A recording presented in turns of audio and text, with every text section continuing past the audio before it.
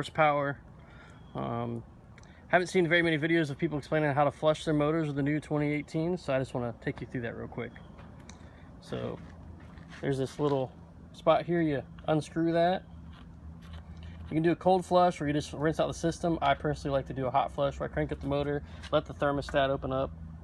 I also have this quick disconnect that I bought from Home Depot for I think it was $5. You can screw it into the motor.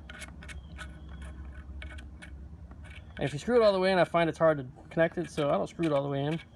Seems good enough. So you just connect this like so, and now you can do a cold flush.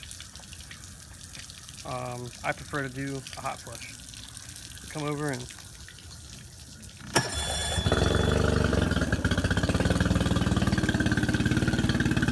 start her up. I like to let it run for about 5 to 10 minutes.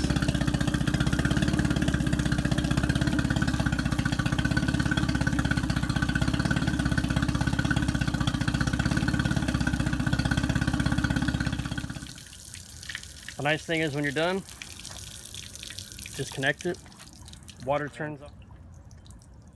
You just unscrew your port here. You don't have to get the ears out and put them on the bottom of the foot, or worry about them falling off. Now you just take your plug and screw it back in,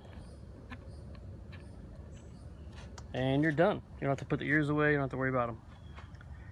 Thanks for watching, and like and subscribe to my videos. Hit the little bell button.